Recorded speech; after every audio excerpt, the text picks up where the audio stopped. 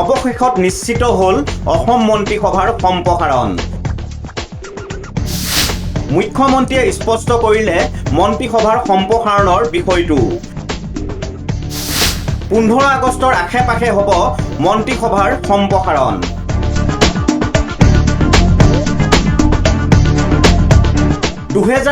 চনৰ 10 মে'ত মুখ্যমন্ত্ৰী হিচাপে শপত লৈছিল ডক্টৰ হিমন্ত বিশ্ব শৰ্মাই। তৃতীয়টো বৰ্ষ অতিক্ৰম কৰি চতুৰ্থ বৰ্ষত ভৰি দিলে মুখ্যমন্ত্ৰী ডক্টৰ হিমন্ত বিশ্ব শৰ্মা নেতৃত্বাধীন অসম মন্ত্ৰীসভাই।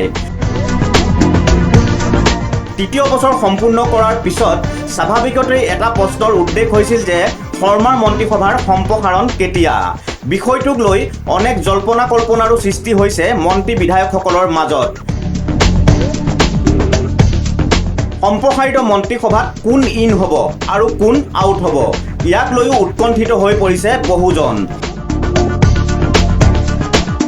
অৱশেষত মুখ্যমন্ত্ৰীয়ে ঘোষণা কৰিলে মন্ত্ৰীসভা সম্প্ৰসাৰণৰ দিন। সম্প্ৰসাৰিত মন্ত্ৰীসভা 19 জনীয়া হ'ব বুলিও ঘোষণা কৰিলে মুখ্যমন্ত্ৰী ডক্টৰ হিমন্ত বিশ্ব শৰ্মাই। 15 আগষ্টৰ আশে-পাশে 15 আগষ্টৰ ঠিক আশে-পাশে জনীয়াটো 19 জনীয়াই হ'ব লাগিব সংবিধান মতে, তাতকৈতো আৰু বাঢ়িব নোৱাৰে। গতিকে ইয়াৰ ভিতৰতে 15 আগষ্টৰ আশে-পাশে 15 আগষ্টৰ ঠিক আশে-পাশে জনীয়াটো 19 জনীয়াই হ'ব লাগিব সংবিধান মতে, তাতকৈতো আৰু বাঢ়িব নোৱাৰে। মুখ্যমন্ত্ৰীৰ এই ঘোষণাৰ পিছতেই স্বাভাৱিকতেই এতিয়া প্ৰশ্ন উঠিছে কোন কেইখন নতুন মুখে স্থান পাব মন্ত্ৰীসভাত। বা কৰ্মদক্ষহীন মন্ত্ৰীৰ ভৰিৰ তলৰ মাটি নোহোৱা হৈ পৰিব নেকি। মন্ত্ৰীসভাৰ সম্প্ৰসাৰণৰ পাকখনত এনেবোৰ প্ৰশ্নও হৈ পৰিছে যথেষ্ট প্ৰাসংগিক। মন্ত্ৰী বিধায়কসকলৰ কৰ্মদক্ষতাৰ বিষয়টোৰ উপৰিও এতিয়া শেহতীয়া লোকসভা নিৰ্বাচনৰ ফলাফলৰ বিষয়টোও হৈ পৰিছে যোগ্যতাৰ আন এক মাপকাঠি।